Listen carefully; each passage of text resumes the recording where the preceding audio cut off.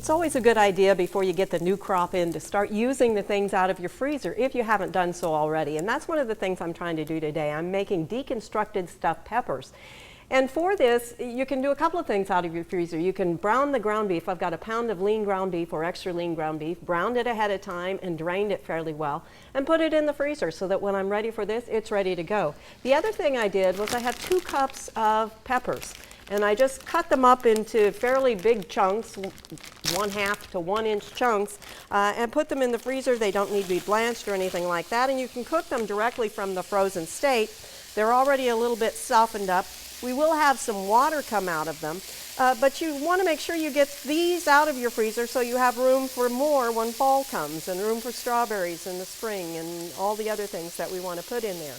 We're going to let these cook a little bit more. If you don't have some out of your freezer, this is a really good place to use some peppers that look something like this. It allows you to do something that is a stuffed pepper, or that's something that's too small to make a stuffed pepper.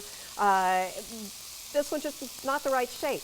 Would taste excellent, but it's just not the right shape. So we're going to cut this one up into chunks and put it in our casserole and have something that ends up tasting pretty much the same. Now these would soften for a minute or two.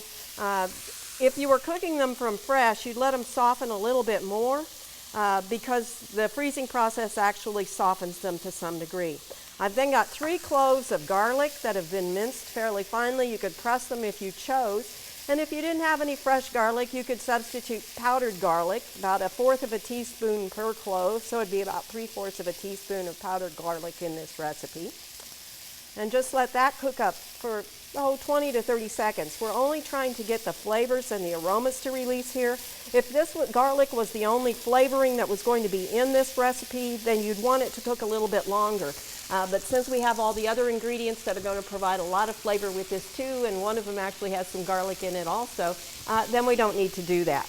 Okay, I'm going to turn this off because we're going to get more cooking later on. The main thing here is to make sure your ground beef is browned if you're starting from scratch and not starting out of the freezer.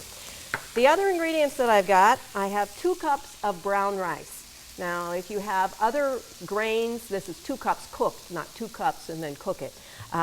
We want 2 cups at the end. So I'm using brown rice. This again becomes something that helps you go together fast because you can make rice up a day or 2 ahead and make extra for a recipe like this. We're just going to simply stir this together. The rice doesn't freeze exceptionally well when it's by itself though, so this is not something that you can go further with it in that direction. I'm simply stirring it together. I'm not trying to cook it. It came directly out of the refrigerator. If you do cook it ahead of time, please make sure that you that you cool it quickly, because there are some microorganisms that will grow and make people sick with rice and other grains. So make sure that you chill it quickly by putting it in a shallow layer as opposed to putting it in a deep container and putting the lid on. You could use other types of grains as well if you wanted to use quinoa or any other kind of grain that you have cooked. As long as it's 2 cups, you're pretty good to go. Next thing I'm going to put in here, I'm going to start with the spaghetti sauce. I've got 2.5 to 3 cups of spaghetti sauce, and we're just going to stir this in here. You can use either your own homemade, you can use a commercial variety. If you're using a commercial variety, just use one of the 26-ounce cans or bottles, and that'll be sufficient. Since it's a casserole, we're not looking for exact amounts, we're looking for estimates. And this is going to have some of that liquid is going to be absorbed by the rice.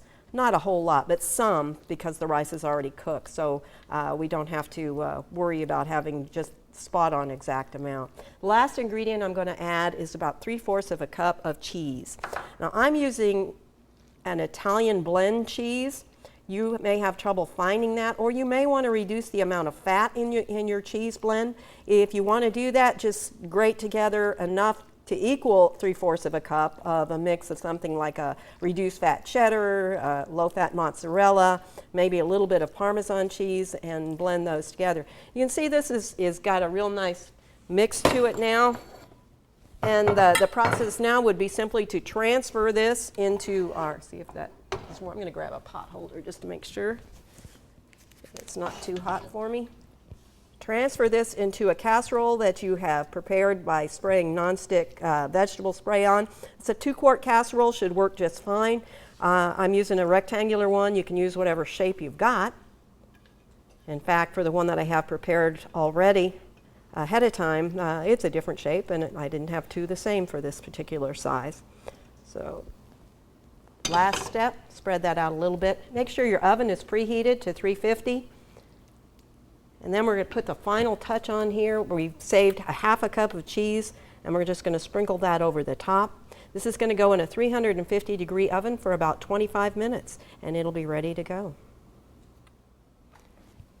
It only takes about 25 minutes, and you've got dinner ready to go. Now, this is a deconstructed stuffed pepper, and you can see that we have all the ingredients that a regular stuffed pepper would have. There's rice, there's green peppers, tomato sauce, ground beef or ground meat of some kind. If you have a recipe that you really like that's seasoned differently, there's absolutely no reason that you couldn't go in and do something very similar and end up with something that will work as a casserole instead of as a stuffed pepper itself.